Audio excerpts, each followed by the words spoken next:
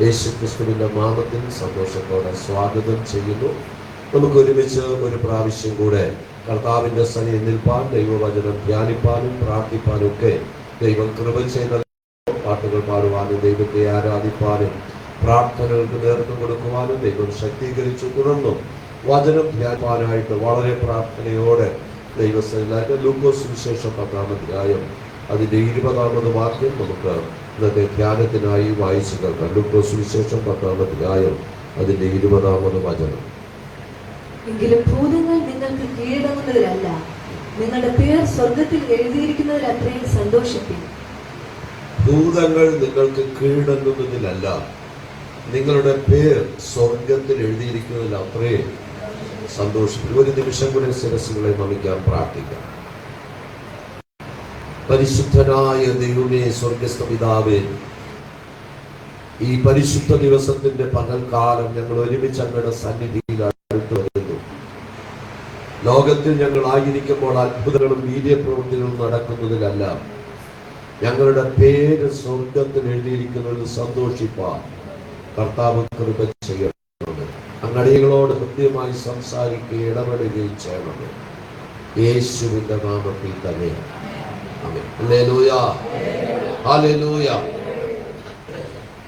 ലൂക്കോസ് സുവിശേഷം 10-ാം അധ്യായം 1-ാം വാക്യം ഒന്ന് വായിക്കാം. 1-ാം വാക്യം. വേറെ 70 പേരെ നിയമിച്ചു, താൻ ചെല്ലുവാനുള്ള ഓരോ പട്ടണത്തിലേക്കും സ്ഥലത്തിലേക്കും അവരെ തനിക്ക് മുമ്പായി ഈ രണ്ടായി അയച്ചു. അവിടെ യേശു കർത്താവ് 12 ശിഷ്യന്മാരെ തന്നോട് കൂടെ ഇരിക്കേണ്ടതിനും പ്രസംഗിക്കേണ്ടതിന് അയക്കേണ്ടതിനും തിരഞ്ഞെടുത്തു. വേറെ 70 പേരെ ദൈവം നിയമിച്ചു. കർത്താവിന്റെ വേലയ്ക്ക് വേണ്ടി ചിലരെ കർത്താവ് നിയമിക്കുമ്പോൾ കർത്താവ് കടന്നു പോകേണ്ടുന്ന ഇടത്ത് തനിക്ക് മുമ്പായി ഈ 2 പേരെ വീതം കർത്താവ് അയച്ചു. നമ്മെ ഓരോരുത്തരെയും കർത്താവ് അയക്കുമ്പോൾ അതിന്റെ പിന്നിൽ ദൈവത്തിനൊരു പദ്ധതിയുണ്ട്. ഹല്ലേലൂയ. കർത്താവിന്റെ പദ്ധതി, കർത്താവിന്റെ വേലയ്ക്ക് മുമ്പായി കർത്താവിന്റെ ശുശ്രൂഷകളെ ഒരുക്കുവാൻ യോഹന്നാൻ സ്നാപകനെ ദൈവം കർത്താവ് ജനിക്കുന്നതിന് 6 മാസങ്ങൾക്ക് മുമ്പേ ഈ ഭൂമിയിലേക്ക് അയച്ചു.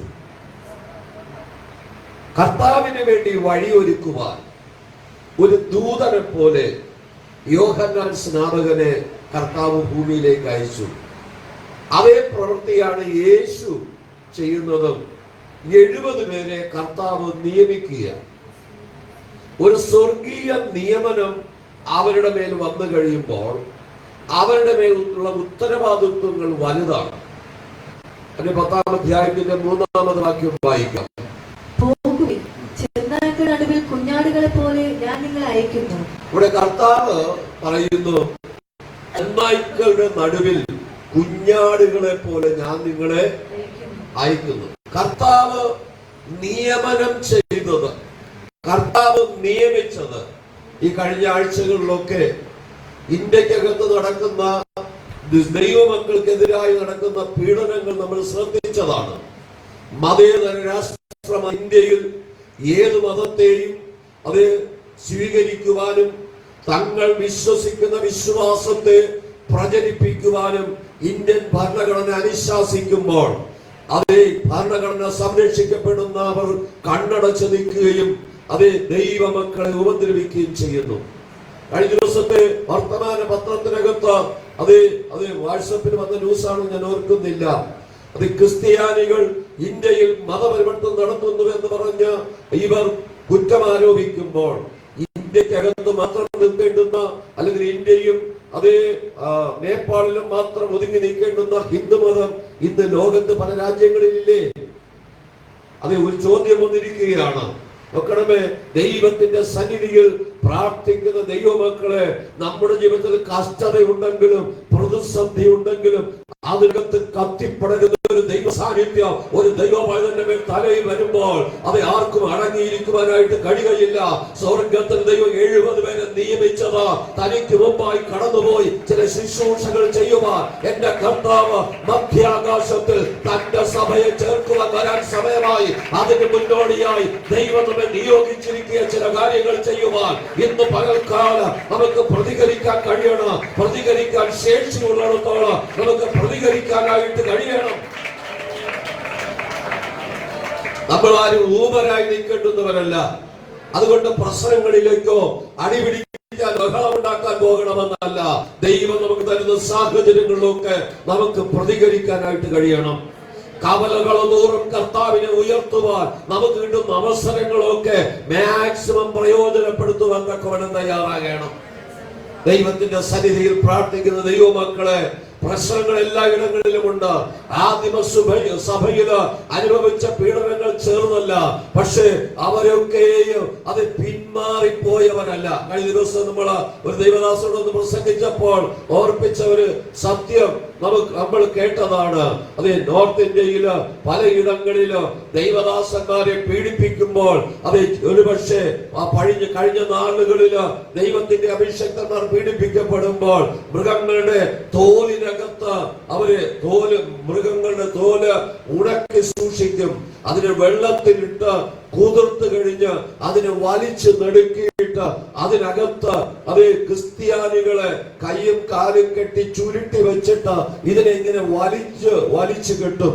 ആ വെള്ളത്തിൽ കുതിർന്നതായ തോല് വലിച്ചു നിവർക്കുമ്പോൾ ഇവരുടെ ശരീരത്തില് അതിങ്ങനെ ചേർത്ത് വെച്ച് കുത്തിത്തയ്ക്കും. എന്നിട്ട് നല്ല പോരി വെയിലത്തേക്കിടും.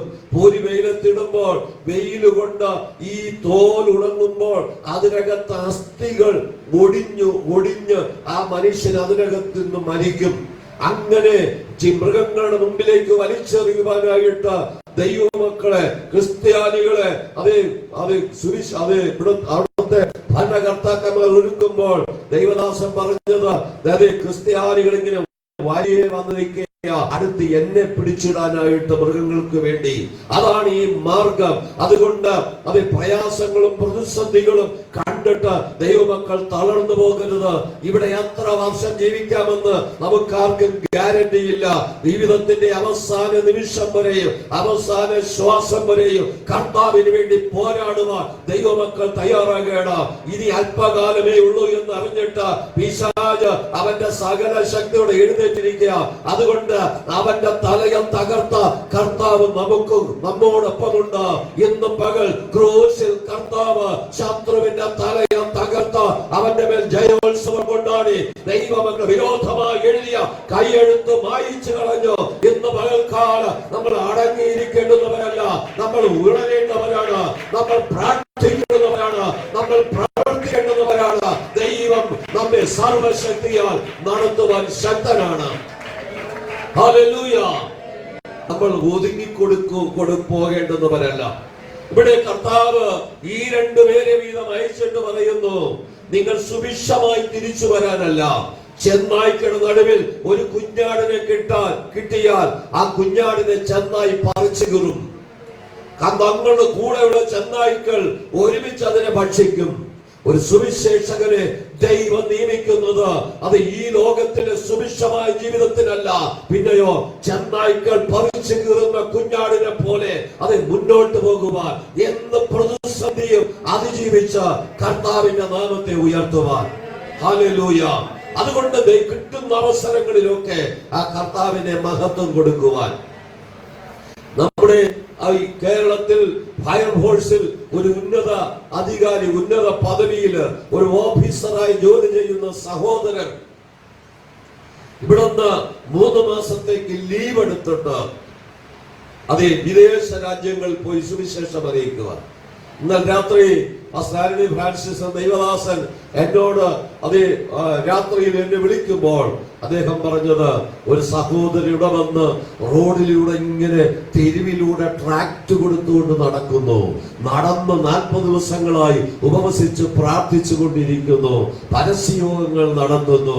ഒറ്റയ്ക്ക്, മറ്റാരുമില്ല. എന്നെ കേൾക്കുന്ന ദൈവമക്കളെ, ദൈവം ഓരോരുത്തരെ നിയോഗിച്ച് അയക്കുന്നത്.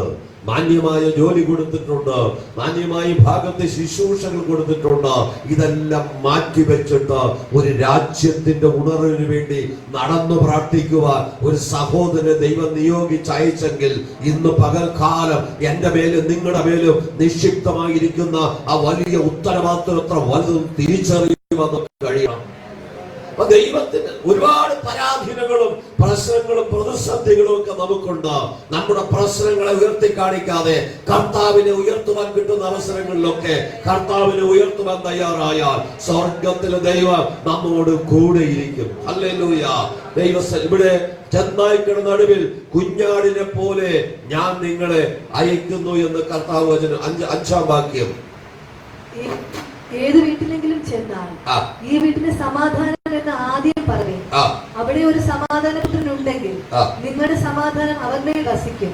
ഇല്ലെന്ന് വരികിലോ നിങ്ങളിലേക്ക് മടങ്ങിപ്പോരും. അവിടെ കർത്താവ് പറയുന്നു, ദൈവം നിയോഗിച്ച് അയച്ചവരാണ് 70 പേര്. കർത്താവ് നിങ്ങൾ ഏതെങ്കിലും വീട്ടിൽ ചെന്നാൽ ആദ്യം ആ വീട്ടിന് സമാധാനം എന്ന് പറയണം. നിങ്ങൾ സമാധാനത്തിന്റെ സന്ദേശവുമായിട്ട് പോകുന്നു എങ്കിലും ആ സമാധാന സന്ദേശം ഉൾക്കൊള്ളുവാൻ ആ വീട്ടിൽ ഒരു വ്യക്തിയെങ്കിലും ഉണ്ടെങ്കിൽ നിങ്ങളുടെ സമാധാനം ആ വീട്ടിലേക്ക് പകരും. ഇല്ലെങ്കിൽ നിങ്ങൾ പോരുമ്പോൾ മടങ്ങിയും പോരും.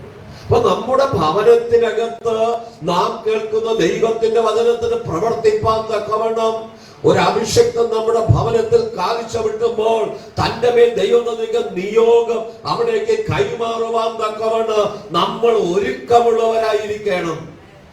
നമ്മുടെ കർത്താവ് സമാധാന പ്രഭുവാണ്. സമാധാന പ്രഭുവായ കർത്താവ് നമ്മുടെ ഭവനത്തിലേക്ക് വരുമ്പോൾ ആ ദൈവിക സമാധാനം നമ്മുടെ ഭവനത്തിൽ നിലനിൽക്കണമെങ്കിൽ അതിന് ചുമല് കൊടുക്കുവാൻ അതേ തയ്യാറാണെന്ന് കർത്താവ് പഠിപ്പിക്കുന്നു. കർത്താവ് പറയുന്നു, നിങ്ങൾ പോയി കാൽ ചവിട്ടുന്ന ഭവനത്തിനകത്ത് നിങ്ങൾ കൊടുക്കുന്ന, നിങ്ങൾ കൈമാറുന്ന, നിങ്ങളുടെ മേൽ വന്നിരിക്കുന്ന നിയമനത്തെ, അധികാരത്തെ കൈമാറുമ്പോൾ അത് സ്വീകരിപ്പാൻ ആരെങ്കിലും ഉണ്ടെങ്കിൽ അത് ആ കുടുംബം അനുഭവിക്കും. ദൈവത്തെ ആരാധിക്കുന്ന ദൈവമക്കളെ, നമ്മുടെ ദൈവം അത്ഭുതങ്ങളുടെ ദൈവമാണ്. നമ്മുടെ ദൈവം വീര്യപ്രവർത്തികളുടെ ദൈവമാണ്. ദൈവത്തിന്റെ സന്നിധിയിൽ പ്രാർത്ഥിക്കുന്ന ദൈവമക്കൾക്ക് വേണ്ടി പ്രവർത്തിപ്പാൻ ദൈവം സർവശക്തിയുള്ള ദൈവമാണ്. കർത്താവ് നമ്മെ നിയമിച്ചിരിക്കുകയാണ്. രക്ഷിക്കപ്പെട്ട് സ്നാനപ്പെട്ട സകല ദൈവമക്കളെയും ദൈവം നിയമിച്ചിരിക്കുക. നമുക്ക് ഒതുങ്ങിയിരിക്കുവാനുള്ളവരല്ല. കർത്താവിന് വേണ്ടി എന്തെങ്കിലും ആയിത്തീരുവാൻ ഒരു ബന്ധപ്പാട് നമ്മുടെ ജീവിതത്തിൽ ഉണ്ടാകണം. ഒരു അഭിഷേകം നമ്മുടെ ഭവനത്തിൽ കാലിച്ചവിട്ടിയാൽ നമ്മുടെ ഭവനം അനുഗ്രഹിക്കപ്പെടണം. ആ അഭിഷേകത്തിന്റെ മേൽ പകരപ്പെട്ട അഭിഷേകത്തെയാണ് നമ്മുടെ മേൽ ദൈവം പകരപ്പെടുന്നത്. ഓരോരുത്തരും വ്യത്യസ്തമായ നിലകളിലാണ് ദൈവം അഭിഷേകം ചെയ്തിരിക്കുന്നത്.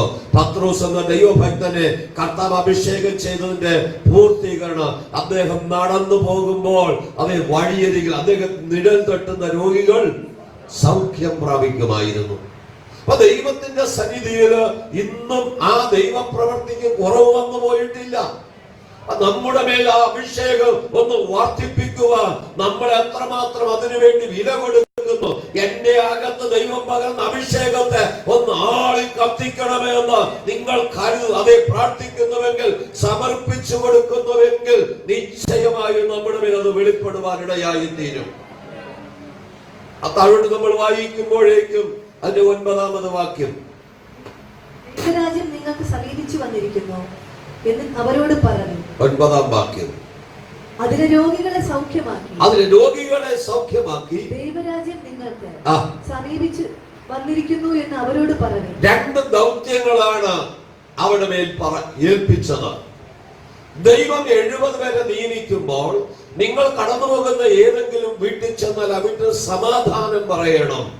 അവിടെ ഒരു സമാധാനപുത്രൻ ഉണ്ടെങ്കിൽ നിങ്ങൾ പറയുന്ന വാക്കുകൾ ഉൾക്കൊള്ളുവാൻ മനസ്സുള്ളവർ, അനുസരിക്കാൻ മനസ്സുള്ളവർ അവിടെ ഉണ്ടെങ്കിൽ നിങ്ങൾ പറയുന്ന വാക്കുകൾ അവർക്ക് ആശ്വാസമായി തീരും. അനുസരിക്കുന്നത് ഈ യാഗത്തെക്കാളും ശ്രദ്ധിക്കുന്നത് മുട്ടാടുകളുടെ മേധസ്സിനെക്കാളും ദൈവത്തിന് ഇഷ്ടം. ദൈവത്തിന്റെ വചനം അനുസരിക്കുമ്പോഴാണ് അത് അനുഗ്രഹമായി മാറുന്നത്. ഇവിടെ അടുത്ത കർത്താവ് പറയുന്നത്, അവിടുത്തെ രോഗികളെ സൗഖ്യമാക്കുവിൻ, ദൈവരാജ്യം നിങ്ങൾക്ക് സമീപിച്ചിരിക്കുന്നു എന്ന് അവരോട് പറയുവിൻ. 70 പേരെ നിയമിക്കുമ്പോൾ ദൈവം അവർക്ക് നൽകിയ ഉത്തരവാദിത്വങ്ങൾ, ഒരു സമാധാനം ആ ഭവനത്തിന് പകരണം. പിന്നെയോ അവിടുത്തെ രോഗികളെ സൗഖ്യമാക്കണം. പിന്നെ അവിടുത്തെ ദൈവരാജ്യം സമീപിച്ചിരിക്കുന്നോട് പറയണം.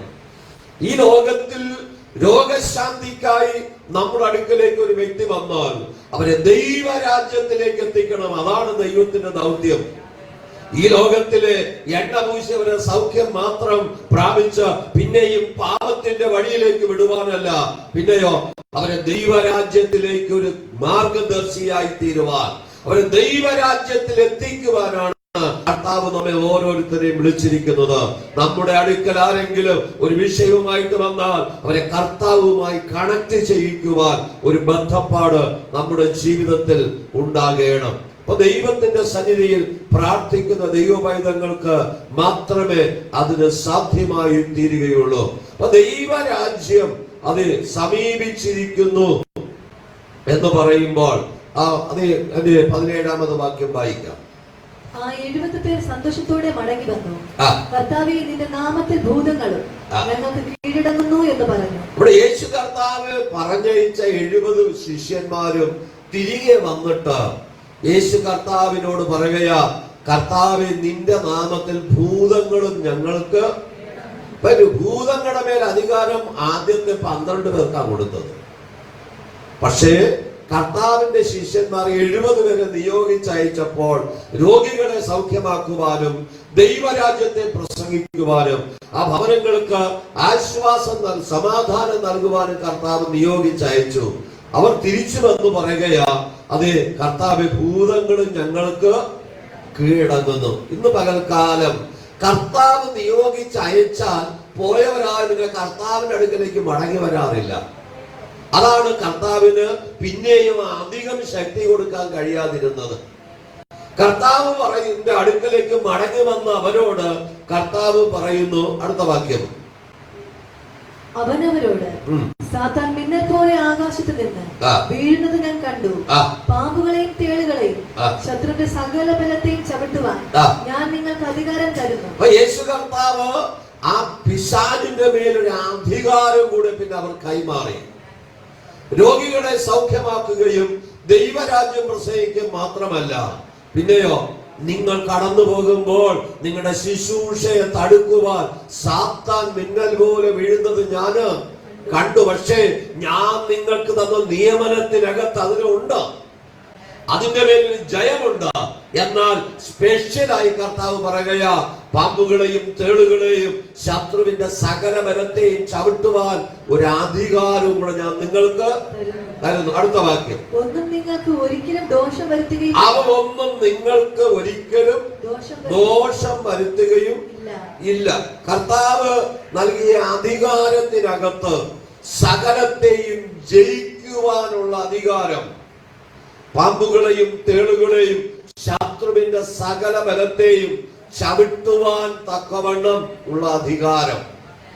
പാമ്പിനെ തേളിനെ കർത്താവ് എടുത്തു പറഞ്ഞിരിക്കുന്നത് ഇസ്രായേൽ മക്കളെ അത് ദണ്ഡിപ്പിക്കുവാൻ ദൈവം തേളിനെ അയച്ചു. അതൊരു ബാധയാണ്. ആദിമാതാപിതാക്കളെ പറ്റിച്ചത് പാമ്പ്, അത് അവരെ തെറ്റിച്ചു. അതിനെ ആദ്യം തകർക്കണം, പിന്നെയാണ് പിശാചിന്റെ വകഭേദങ്ങളാണിതെങ്കിലും കർത്താവ് എടുത്തു പറയുന്നു, നിങ്ങൾക്കെതിരെ കടന്നു വരുവാൻ അതെ തേള് വേദനിപ്പിക്കുന്നതാണ്, പാമ്പ് നമ്മൾ വഴിതെറ്റിക്കുന്നതാണ്. ഇത് രണ്ടും നമുക്ക് ജയിക്കാൻ കഴിയണം, എങ്കിലേ കർത്താവിന്റെ വില ചെയ്യാൻ കഴിയുള്ളൂ. ദൈവത്തിന്റെ വഴികൾ നടക്കുവാൻ കഴിയാതെ വണ്ണം നമ്മെ വഴിതെറ്റിക്കുന്നതാണ് ഇത് രണ്ടും. കർത്താവ് പറയുന്നു, എങ്കിലും ഭൂതങ്ങൾ നിങ്ങൾ കീഴടങ്ങുന്നതിനല്ല, നിങ്ങളുടെ പേര് സ്വർഗത്തിൽ എഴുതിയിരിക്കുന്ന അത്രയും സന്തോഷിക്കും. കർത്താവ് പറയുന്നു, അത് കർത്താവിന്റെ ശിഷ്യന്മാരെന്ന് പറയുന്നത്, കർത്താവ് ഓ ഹല്ലേലൂയ, ഭൂതങ്ങൾ ഞങ്ങൾ കീഴടങ്ങുന്നു, അത്ഭുതങ്ങളും അടയാളങ്ങളും വീര്യപ്രവൃത്തികളും അതേ നടക്കുന്നു. മത്തായി 7-ാം അധ്യായം അതിന്റെ 21 മുതലുള്ള വാക്യങ്ങൾ വായിക്കുമ്പോൾ യേശു കർത്താവ് തന്റെ 12 ശിഷ്യന്മാരെ അയക്കുമ്പോൾ അവിടെ കർത്താവ് ശിഷ്യന്മാർ തിരിച്ചു വന്ന് പറയുന്ന ഒരു പദമുണ്ട്. അതെ, ഗിരിപ്രഭാഷണത്തിൽ കർത്താവ് ശിഷ്യന്മാരെ പഠിപ്പിക്കുന്നതാണ് അത്. മത്തായി 7-ാം അധ്യായം 21 മുതലുള്ള വാക്യങ്ങൾ. എന്നോട് കർത്താവേ കർത്താവേ എന്ന് പറയുന്നവൻ ഇത് ഏവനുമല്ല സ്വർഗ്ഗസ്ഥനായ എന്റെ പിതാവിന്റെ ഇഷ്ടം ചെയ്യുന്നവനത്രേ. സ്വർഗ്ഗസ്ഥനായ എന്റെ പിതാവിന്റെ ഇഷ്ടം ചെയ്യുന്നവനത്രേ സ്വർഗ്ഗരാജ്യത്തിൽ കടക്കുന്നത്. അപ്പൊ കർത്താവ് പഠിപ്പിക്കുക, അവരെ മലമേൽ ഇരുന്ന് ശിഷ്യന്മാരെ പഠിപ്പിക്കുക. എന്നോട് കർത്താവേ കർത്താവേ എന്ന് വിളിക്കുന്ന ഏവനുമല്ല, അതെല്ലാം ആദരത്തിന്റെ പുറത്തുനിന്നാണ് വിളിക്കുന്നത്. പിന്നെയോ എന്റെ പിതാവിന്റെ ഇഷ്ടം ചെയ്യുന്നവനത്രേ ദൈവരാജ്യത്തിൽ കടക്കുന്നത്. അപ്പൊ നിങ്ങൾ മറ്റുള്ളവരെ ഉപദേശിച്ചിട്ട് നിങ്ങൾ കൊള്ളരുതാത്തവരായി തരുമെന്ന് പൗലോസ് അത് തിമോത്തിയോസിനെ ഓർപ്പിക്കുക. മറ്റുള്ളവരെ ദൈവരാജ്യത്തിലേക്ക് നയിച്ചിട്ട് നിങ്ങൾ നരയോഗ്യരായി തീർന്നാൽ ഈ ഓടിയതും അധ്വാനിച്ചതൊക്കെ വ്യർത്ഥമാണ്. ഇവിടെ കർത്താവ് പഠിപ്പിക്കുന്നു. അടുത്ത വാക്യം കൂടെ വായിക്കാം.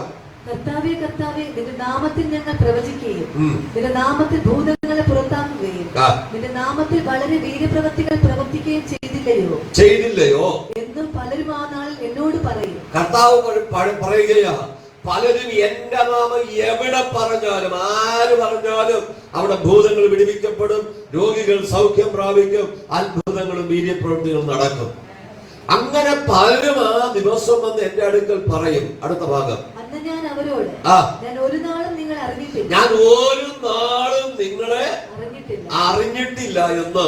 അധർമ്മം പ്രവർത്തിക്കുന്നവരെ എന്നെ വിട്ടു പോകുവിൻ എന്ന് തീർത്തു പറയും. കർത്താവ് തീർത്തു പറയുമെന്ന് അടിവരയിട്ട് പറയുകയാണ്.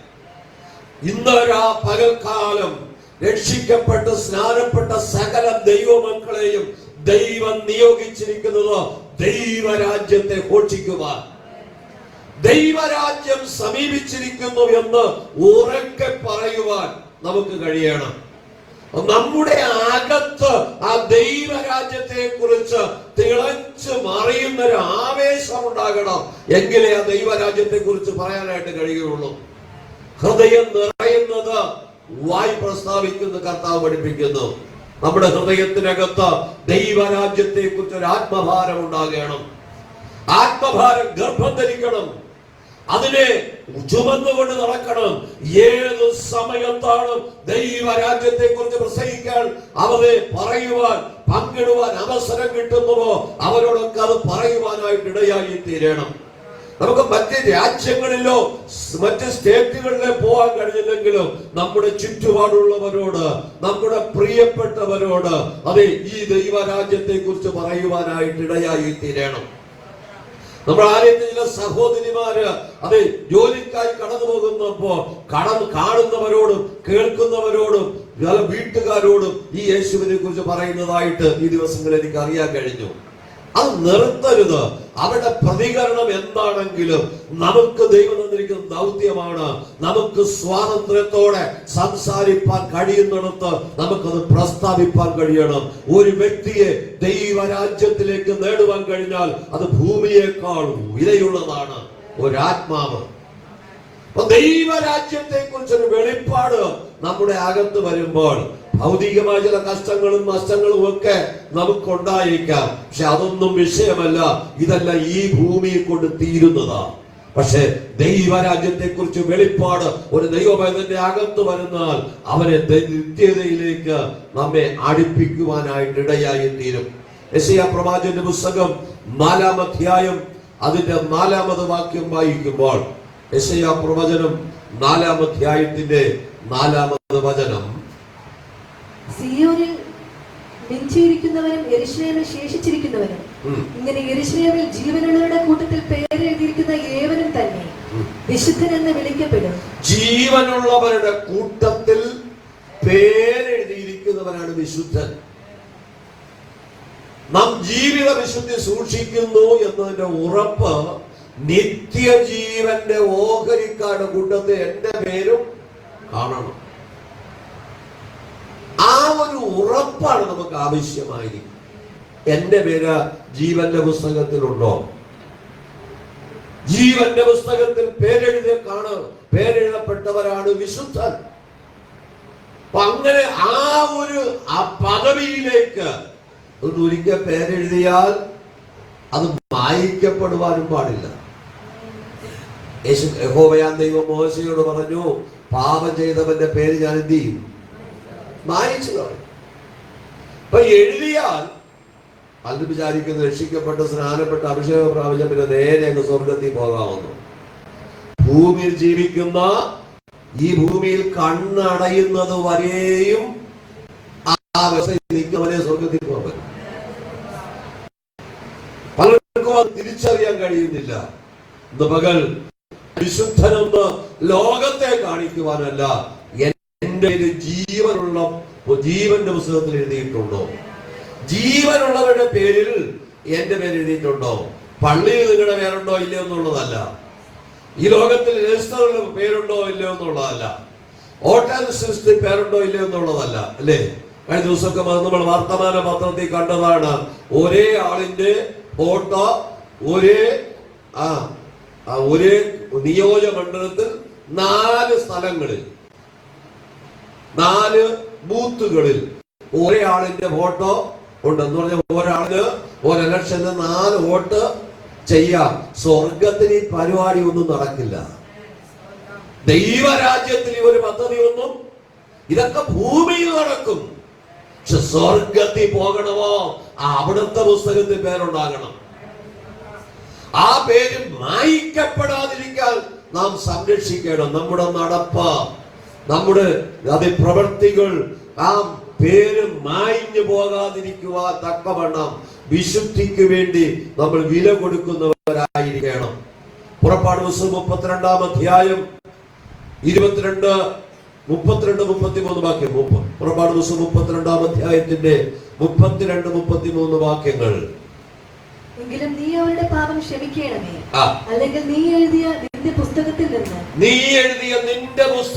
നിന്ന് എന്റെ പേർ മായ്ച്ചു കളയണമേ. അതേ മോശ ദൈവത്തോട് പ്രാർത്ഥിച്ച, ദൈവമേ നീ ജനത്തോട് ക്ഷമിക്കണം, ഇല്ല എങ്കിൽ നിന്റെ പുസ്തകത്തിൽ നീ എഴുതിയ എന്റെ പേര്, ഈ പേര് മനുഷ്യരാരും എഴുതുന്നതല്ല, പിന്നെ കർത്താവ് നേരിട്ട് എഴുതുന്നതാണ്. ഹല്ലേലൂയ.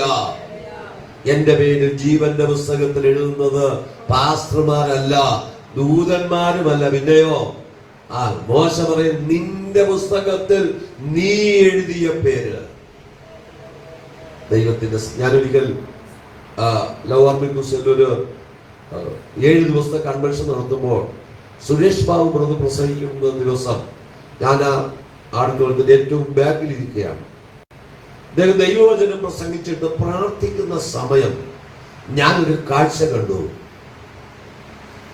തിളങ്ങുന്ന ഒരു സ്ഥലത്ത് വലിയ വീതിയുള്ള പുസ്തകം, ഏകദേശം ഒരു പേജ്, ആ പുസ്തകത്തിന്റെ ഒരു പേജ് ഇത്രയും വീതി വരും, ഈ ബുക്കിന്റെ അത്ര വീതി വരും.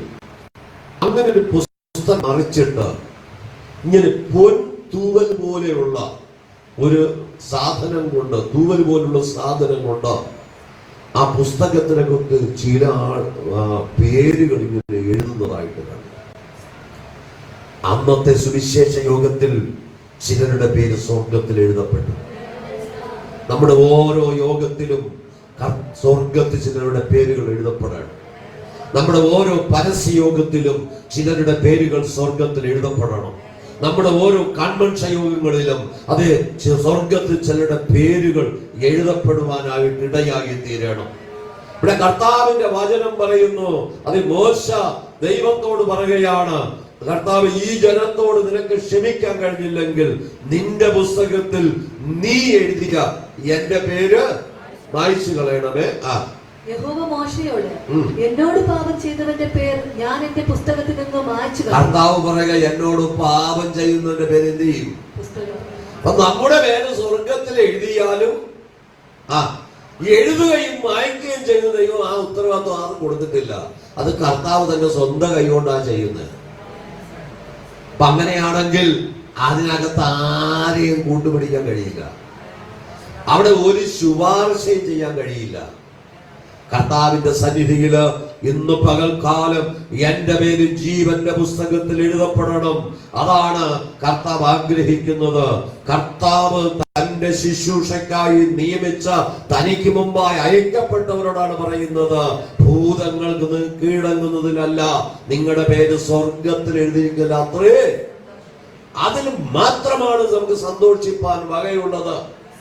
എന്റെ പേര് സ്വർഗത്തിൽ ഉണ്ടെന്നുള്ള ഉറപ്പുണ്ടെങ്കിൽ ഈ ലോകത്തിൽ സ്വന്തമായി ഒന്നുമില്ലെങ്കിലും ഭയപ്പെട്ടു പോകേണ്ട കാര്യമില്ല.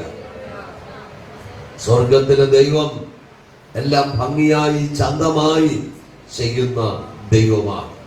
നമ്മുടെ ദൈവം നമുക്ക് വേണ്ടി കരുതി വച്ചിരിക്കുന്ന ദൈവം.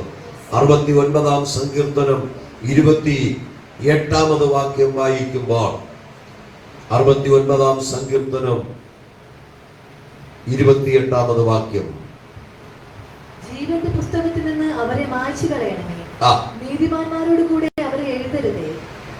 ദാവീദിന്റെ പ്രാർത്ഥനയാണ്. ആ അധ്യായം നിങ്ങൾ 1 മുതൽ വായിച്ചു നോക്കിയാൽ ദാവീദിനെ അകാരണമായി, കാരണം കൂടാതെ വേദനിപ്പിക്കുന്നവർക്ക് വേണ്ടി അവരെ ഓർത്ത് ദാവീദ് പ്രാർത്ഥിക്കുക, കർത്താവേ, അതെ, അവരുടെ ജീവന്റെ പുസ്തകത്തിൽ നിന്ന് അവരുടെ പേര് അത് ഒരാൾ പറഞ്ഞെന്ന് പറഞ്ഞ ദൈവം വായിക്കുന്നവനല്ല, എഴുതുന്നവനുമല്ല. പിന്നെയോ നേരത്തെ വായിച്ചു, പാപം ചെയ്യുന്നവന്റെ പേര്. അപ്പൊ ദൈവം ഒരു അഭിഷക്തനായ, അഭിഷേകം പ്രാപിച്ച് രക്ഷിക്കപ്പെട്ട സ്നാനപ്പെട്ട ഒരു ദൈവ പൈതനെതിരെ കാരണം കൂടാതെ ആരെങ്കിലും ചെയ്താലും അവന്റെ പേരും വായിക്കും. നമ്മുടെ പേരെന്ത് ചെയ്യാൻ പാടില്ല? മായ്ഞ്ഞു പോകാനായിട്ട് പാടില്ല. ചില കുഞ്ഞുങ്ങളൊക്കെ നോട്ട്ബുക്കിൽ എഴുതുമ്പോൾ നമുക്ക് വായിക്കാൻ പറ്റില്ല, അല്ലേ? അത് മാഞ്ഞു പോകും. അതിന്റെ പുറത്ത് എന്തെങ്കിലുമൊക്കെ വെച്ച് വരച്ച്. ഈ ലോകത്തിലുള്ളതെല്ലാം മാഞ്ഞു പോയാലും ദൈവത്തിന്റെ പുസ്തകത്തിലുള്ളത് മാഞ്ഞു പോകുകയില്ല. ഈ ലോകത്തിലുള്ളതെല്ലാം മാഞ്ഞു പോകുന്നല്ലേ? നമ്മുടെ ഞാൻ മതിലില് ആ വചനം എഴുതുമ്പോൾ എഴുതിയ സഹോദരൻ പറഞ്ഞത് 10 വർഷത്തേക്ക് വാസ്തവം തിരിഞ്ഞു നോക്കേണ്ടത്. 1 വർഷമായപ്പോൾ തന്നെ അതെല്ലാം മങ്ങി തുടങ്ങി. ഈ ലോകത്തുള്ളതെല്ലാം മങ്ങുന്നതാ, പക്ഷെ സ്വർഗത്തിലൊന്നുള്ളതൊന്നും മങ്ങുന്നതല്ല. അത് ഓരോ ദിവസം കഴിയുന്തോറും നമ്മുടെ പേര് തിളങ്ങണം. അതിനായിട്ടാണ് നമ്മൾ ഭൂമിയിൽ കർത്താവിന്റെ നാമത്തെ വേണ്ടി എന്തെങ്കിലും ചെയ്യുവാൻ. യെഹെസ്കേൽ പ്രവാചകന്റെ പുസ്തകം 13-ാം അധ്യായം അതിന്റെ 9-10 വാക്യങ്ങൾ വായിക്കുമ്പോൾ, യെഹെസ്കേൽ പ്രവാചകന്റെ പുസ്തകം 13-ാം അധ്യായം 9-10 വാക്യങ്ങൾ, വ്യാജം ദർശിക്കുകയും കള്ളപ്രശ്നം പറയുകയും ചെയ്യുന്ന പ്രവാചകന്മാർക്ക് എന്റെ കൈ വിരോധമായിരിക്കും. ദൈവം പറയുകയാണ്, വ്യാജം ദർശിക്കുകയും കള്ളപ്രവാചകൻ പ്രവചിക്കുകയും ചെയ്യുന്നവർക്ക് എന്റെ കൈ വിരോധമായിരിക്കും. എന്റെ ജനത്തിന്റെ മന്ത്രിസഭയിൽ അവർ ഇരിക്കയില്ല. എന്റെ ജനത്തിന്റെ മന്ത്രിസഭയിൽ അവർ ഇരിക്കയില്ല. ഇസ്രായേൽ ഗൃഹത്തിന്റെ പേർ വഴിചാർത്തൽ അവർ എഴുതുകയുമില്ല. ഇസ്രായേലിന്റെ വഴിചാർത്തലിൽ അവരെ എഴുതുകയില്ല. ഇസ്രായേലിന്റെ പേരാണ് സ്വർഗത്തിൽ എഴുതുന്നത്.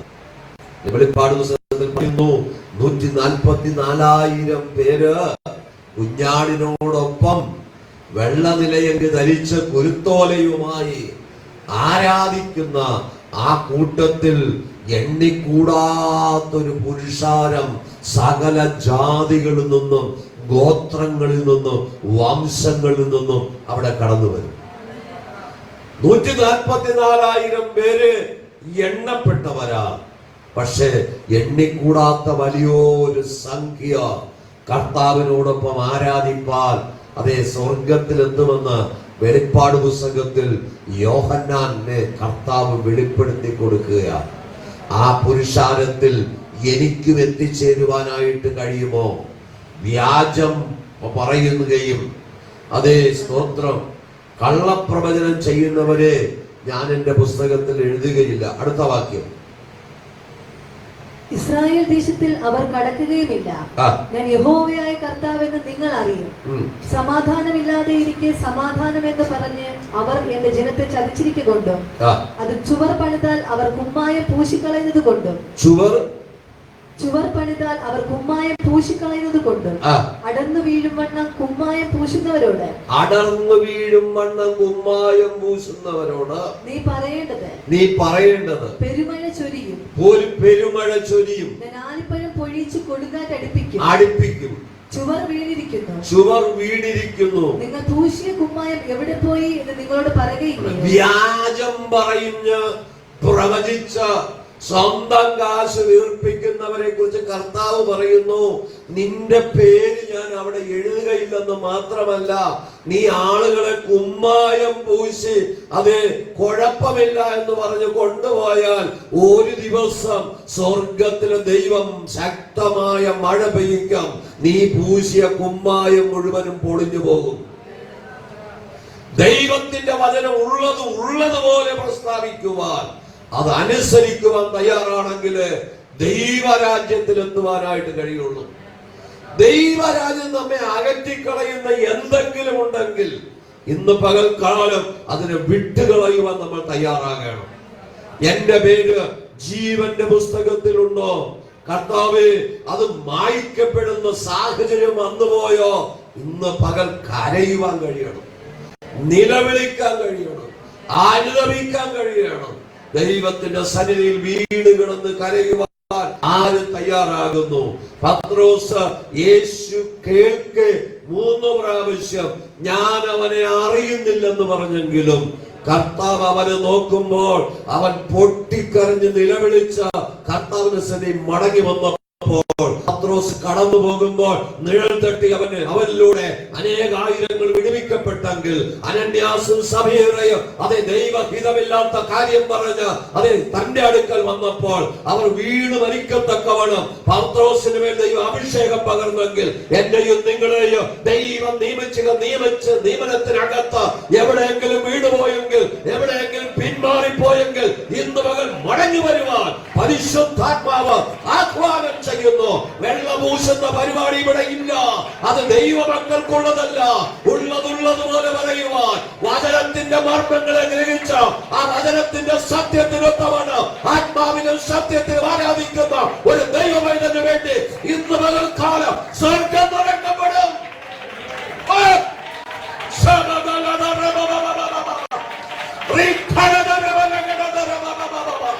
ദൈവം മഹത്വം ചലിക്കട്ടെ.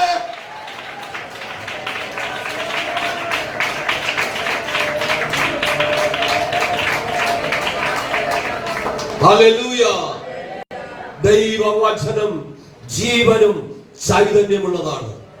അത് 7 പ്രാവശ്യം ഉലയിൽ ശുദ്ധീകരിച്ച് സ്ഫുടം ചെയ്ത വെള്ളിയെ പോലെ ശുദ്ധിയുള്ളതാണ്.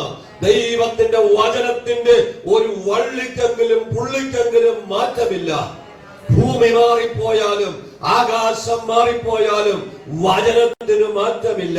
ഇവിടെ ദാനിയേൽ പ്രവാചകന്റെ പുസ്തകം 12-ാം അധ്യായം അതിന്റെ 1-ാമത് വാക്യം വായിക്കുമ്പോൾ, ആ കാലത്ത് നിന്റെ സ്വജാതിക്കാർക്ക് തുണ നിൽക്കുന്ന മഹാപ്രഭുവായ മീഖായേൽ എഴുന്നേൽക്കും. ഒരു ജാതി ഉണ്ടായത് മുതൽ ഈ കാലം വരെ സംഭവിച്ചിട്ടില്ലാത്ത കഷ്ടകാലം ഉണ്ടാകും. ഒരു ജാതി ഉണ്ടായത് മുതൽ ഇതുവരെ സംഭവിച്ചിട്ടില്ലാത്ത കഷ്ടകാലം ഉണ്ടാകും. അന്ന് നിന്റെ ജനം പുസ്തകത്തിൽ എഴുതി കാണുന്ന ഏവനും രക്ഷ പ്രാപിക്കും. കരങ്ങൾ ഉയർന്ന ദൈവത്തിന് സ്തോത്രം പറയാം. ഇനിയും പീഡകൾ നോർത്ത് ഇന്ത്യയിൽ സംഭവിക്കുന്നത് കേരളത്തിലും വന്നുകൂടാ എന്നില്ല. പക്ഷെ പീഡകൾ വർദ്ധിക്കുമ്പോഴും എന്റെ പേര് ജീവന്റെ പുസ്തകത്തിലുണ്ടെങ്കിൽ, സുവിശേഷ വിരോധികളാൽ നാം തകർക്കപ്പെടുമ്പോൾ അതിന്റെ നടുവിൽ നമ്മെ എഴുന്നേൽപ്പിക്കുന്നത് ചില 1-2 വർഷങ്ങൾക്ക് പുറകിൽ അനേക ദൈവദാസന്മാരെ ജഡത്തിലെ പ്രവൃത്തികൾ നിമിത്തം ജയിലറിൽ അടയ്ക്കപ്പെടുകയും പരിഹസിക്കപ്പെടുകയും ഒരു അനുഭവം ഉണ്ടായി. 2 ദിവസത്തെ പ്രാർത്ഥന മുറിയിൽ കർത്താവിനെ ഓർപ്പിച്ചു, ഇനി ഒരു ദൈവദാസനും അങ്ങനെ വീണുപോകാതിരിക്കുവാൻ ശക്തമായി പ്രാർത്ഥിക്കണം. പിശാചിന്റെ ഏറ്റവും വലിയ തന്ത്രമാണ് ദൈവദാസന്മാരെ പാപത്തിൽ വീഴിക്കുക.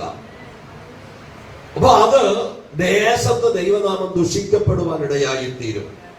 അപ്പൊ ഇനി അങ്ങനെ ഒരു റിപ്പോർട്ട് പുറത്തു വരരുത്. അങ്ങനെ ഒരു സാഹചര്യത്തിലേക്ക് ദൈവദാസന്മാരും ദൈവമക്കളും പോകാതിരിക്കുവാൻ ദൈവസന്നിധി ദൈവമക്കൾ ഉണർന്ന് പ്രാർത്ഥിക്കണം. നമ്മുടെ സഭ പ്രാർത്ഥിക്കുന്ന സഭയാണ്.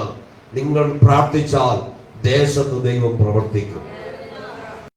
ദൈവത്തിന്റെ സന്നിധിയിൽ അതേ ഇന്ന് പകൽ പുസ്തകത്തിൽ എഴുതി കാണുന്ന ഏവരും അന്ന് രക്ഷിക്കും. അടുത്ത വാക്യം കൂടെ, നിലത്തിലെ പൊടിയിൽ നിദ്ര കൊള്ളുന്നവരിൽ പലരും ചിലർ നിത്യജീവനായും ചിലർ ലജ്ജയ്ക്കും നിത്യനിന്ദയ്ക്കുമായും ഉണരും. ഭൂമിയിൽ ആയിരിക്കുന്ന ഈ ഭൂമിയിൽ മരിച്ചടക്കപ്പെട്ട സകലരും കർത്താവിന്റെ കാഹള ശബ്ദം കേൾക്കുമ്പോൾ ഉയർത്തെഴുന്നേൽക്കും. ചിലർ നിത്യജീവനായും ചിലർ നിത്യനിന്ദയ്ക്കും ലജ്ജയ്ക്കുമായിട്ട് ഉണരും. ഞാൻ ഉണരുന്ന എന്തിനു വേണ്ടിയാ? എന്റെ അപ്പനോടൊപ്പമായി തീരുവാൻ കഴിയുമോ? ഇല്ല എന്ന് ഞാൻ ഓടിയതും അധ്വാനിച്ചതും വെറുതെയാണ്. ജീവിതത്തില് ശത്രു പല കെണികൾ കൊണ്ടുവന്ന് നമ്മുടെ ആത്മജീവിതത്തെ തകർക്കാൻ നോക്കുമ്പോൾ അതിനെ ജയിക്കാൻ നമുക്ക് കഴിയണം. അപ്പൊ ദൈവസന്നിധിയിൽ പ്രാർത്ഥിക്കുന്ന ദൈവമക്കൾക്കെതിരെയാണ് ശത്രു വെല്ലുവിളിക്കുന്നത്. അവിടെയാണ് നമുക്ക് ജയിക്കാൻ കഴിയുന്നത്. അപ്പൊ അവിടെ ജയിക്കാൻ കഴിഞ്ഞില്ലെങ്കിൽ നമ്മൾ തോറ്റുപോകും. ഫിലിപ്പിയ ലേഖനം 4-ാം അധ്യായം അതിന്റെ 3-ാം വാക്യം വായിക്കുമ്പോൾ, സാക്ഷാൽ ഇണയായുള്ളോമേ അവർക്ക് തുണ നിൽക്കണം എന്ന് ഞാൻ നിന്നോട് അപേക്ഷിക്കുന്നു. ജീവപുസ്തകത്തിൽ പേരുള്ള ക്ലേമന്ത് മുതലായ എന്റെ കൂട്ടുവേലക്കാരുമായി. ജീവപുസ്തകത്തിൽ പേരുള്ള ക്ലേമന്ത്. അപ്പൊ ക്ലേമന്തിന്റെ പേര് ജീവന്റെ പുസ്തകത്തിലുണ്ടോന്ന് പൗലോസ് സാക്ഷിക്കുക. നമ്മൾ ജീവിച്ചിരിക്കുമ്പോൾ നമ്മെ കുറിച്ച് കർത്താവ് സാക്ഷിക്കുകയാണ്, അല്ലെ? സ്തേഫാനോസിനെ ജനം കല്ലെറിഞ്ഞു കൊല്ലുമ്പോൾ സ്തേഫാനോസ് മുട്ടുമടക്കി ദൈവസന്നിധി പ്രാർത്ഥിക്കുമ്പോൾ സ്തേഫാനോസ് കാണുകയാ തന്റെ ആത്മാവിനെ സ്വീകരിപ്പാൻ നീട്ടപ്പെട്ട കരങ്ങളുമായി നിൽക്കുന്ന കർത്താവിനെ. അത് ഏറ്റവും വലിയ ഭാഗ്യമാണ്. നമ്മൾ ഭൂമിയിലായിരിക്കുമ്പോൾ ആ നിത്യത ഉറപ്പാക്കണം. എന്റെ പേര് ജീവന്റെ പുസ്തകത്തിൽ ഉണ്ടെന്നുള്ള ഉറപ്പുണ്ടെങ്കിൽ ഈ ശരീരം എവിടെ കൊണ്ടുപോയി ദഹിപ്പിച്ചാലും നമ്മൾ വ്യാകുലപ്പെടേണ്ട കാര്യം. ഒരു മനുഷ്യൻ മരിച്ചു കഴിഞ്ഞിട്ട് പിന്നെ ആ ശരീരത്തെ എന്ത് ചെയ്തു എന്നുള്ളതല്ല വിഷയം. പിന്നെയോ അവന്റെ ആത്മാവിന് നിത്യമായ ഒരു വാസസ്ഥലം ഒരുക്കപ്പെട്ടിടത്ത് പോയിട്ടുണ്ടോ, അതോ കെടാത്ത തീയിലേക്കാണോ അവൻ പോകുന്നത്? അതിനാണ് പ്രാധാന്യം. ഇന്ന് മനുഷ്യന്റെ ശവശരീരത്തിന് വേണ്ടി ചെയ്യാൻ ഒരുപാട് കാര്യങ്ങൾ ആളുകൾ ബന്ധപ്പെടുന്നു. മാന്യമായ ഒരു അടക്കം കൊടുക്കുന്നത് നല്ലതാ. അത് ദൈവമക്കൾക്ക് ദൈവത്തിന്റെ വചനം പറയുന്നു, മാന്യമായ ഒരു അടക്കാരാധന ലഭിക്കാത്തവൻ അത് അമ്മയുടെ ഉദരത്തിൽ വെച്ച് നശിച്ചു പോയ പിണ്ടത്തിന് സമമെന്ന വേദപുസ്തകം പറയുന്നത്. അതുകൊണ്ട് ആർഭാടങ്ങളൊന്നുമില്ലാതെ മാന്യമായ ഒരു യാത്രയപ്പ് നല്ലതാ. പക്ഷെ അതോടുകൂടെ സകലതും അവസാനിക്കണം. പിന്നെയും പിന്നെയും അതിന്റെ പുറകെ പോകാൻ ഒരു ദൈവപൈതൽ തയ്യാറാകരുത്. അവിടെയാണ് കർത്താവ് പറയുന്നത്, ജീവന്റെ അതേ ഫിലിപ്പിയ ലേഖനത്തിൽ പൗലോസ് ജീവന്റെ പുസ്തകത്തിൽ ക്ലേമന്ത് എന്ന്, അത് മാത്രമല്ല ഒരു കൂട്ടം പേര് അവരോടൊപ്പം ഉണ്ട് എന്ന് സാക്ഷിക്കുന്നു. എബ്രായ ലേഖനം 12-ാം അധ്യായം അതിന്റെ 23-24 വാക്യങ്ങൾ. എബ്രായ ലേഖനം 12-ാം അധ്യായത്തിന്റെ 23-24 വാക്യം. സ്വർഗത്തിൽ പേരെഴുതിയിരിക്കുന്ന ആദ്യജാതന്മാരുടെ സഭയ്ക്കും, സ്വർഗത്തിൽ പേരെഴുതിയിരിക്കുന്ന ആദ്യജാതന്മാരുടെ സഭയ്ക്കും, എല്ലാവരുടെയും ദൈവമായ ന്യായാധിപതിക്കും, സിദ്ധന്മാരായ നീതിമാന്മാരുടെ ആത്മാക്കൾക്കും, പുതുനിയമത്തിന്റെ മധ്യസ്ഥനായ യേശുവിനും, ഹാബേലിന്റെ രക്തത്തെക്കാൾ ഗുണകരമായി സംസാരിക്കുന്ന പുണ്യാഹ രക്തത്തിനും അടുക്കലത്രയും നിങ്ങൾ വന്നിരിക്കുന്നത്. നമ്മൾ കർത്താവിന്റെ അടുക്കലേക്ക് വരുമ്പോൾ, ദൈവരാജ്യത്തിൽ എത്തുമ്പോൾ കർത്താവിന്റെ വചനം പറയുന്നത് എന്താ? ആദ്യജാതന്മാരുടെ പേരെഴുതിയിരിക്കുന്ന സഭയിലാണ് നമുക്ക് അംഗത്വം തരുന്നത്. നമ്മുടെ പേരും ആ പുസ്തകത്തിൽ ഉണ്ടെങ്കിൽ, ഹാബേലിന്റെ രക്തത്തെക്കാൾ ഗുണകരമായി സംസാരിക്കുന്ന യേശുവിന്റെ രക്തത്താൽ വീണ്ടെടുക്കപ്പെട്ട ദൈവമക്കളെ നമുക്ക് തന്നിരിക്കുന്ന പദവി വലുതാണ്. എന്നെയും നിങ്ങളെയും ദൈവം നിയമിച്ചിരിക്കുന്ന നിയമനത്തിൽ ഒത്തവണ്ണം വിശ്വസ്തയോടെ കർത്താവിനെ സേവിച്ചാൽ നമുക്കൊരു നിത്യമായ പദവിയുണ്ട്, അല്ലേ? അടുത്ത നിത്യമായ ഒരു വാസസ്ഥലം നമുക്കായി ഒരുക്കി. യോഹന്നാൻ 14 പറയുന്നു, നിങ്ങളുടെ ഹൃദയം കലങ്ങിപ്പോകരുത്, ദൈവത്തിൽ വിശ്വസിപ്പി, എന്നിലും വിശ്വസിപ്പി. എന്റെ പിതാവിന്റെ ഭവനത്തിൽ അനേകം വാസസ്ഥലങ്ങളുണ്ട്. എനിക്ക് വേണ്ടി കർത്താവിന് ഒരുക്കാൻ തക്കവണ്ണം, എനിക്ക് വേണ്ടി അത് ഒരുക്കപ്പെടുവാൻ, അതെ, ദൈവരാജ്യത്തിൽ ജീവന്റെ പുസ്തകത്തിൽ പേരെഴുതപ്പെട്ടവരായി നമ്മൾ മാറും. വെളിപ്പാട് പുസ്തകം 3-ാം അധ്യായം 4-5 വാക്യങ്ങൾ. വെളിപ്പാട് പുസ്തകം 3-ാം അധ്യായം 4-5 വാക്യങ്ങൾ. എങ്കിലും ഉടുപ്പ് മലിനമാകാത്ത കുറെ പേർ സർദീസിൽ നിനക്കുണ്ട്. ഓരോ സഭകൾക്ക് ദൂതെഴുതുമ്പോൾ കർത്താവ് പറയുന്നു, ഉടുപ്പ് മലിനമാകാത്ത കുറെ പേർ എനിക്ക് സർദീസിൽ എനിക്കുണ്ട്. അവർ യോഗ്യന്മാരാകയാൽ വെള്ള ധരിച്ചുകൊണ്ട് എന്നോട് കൂടെ നടക്കും. ജയിക്കുന്നവൻ വെള്ളയുടുപ്പ് ധരിക്കും. അവന്റെ പേർ ഞാൻ ജീവപുസ്തകത്തിൽ നിന്ന് മായ്ച്ചു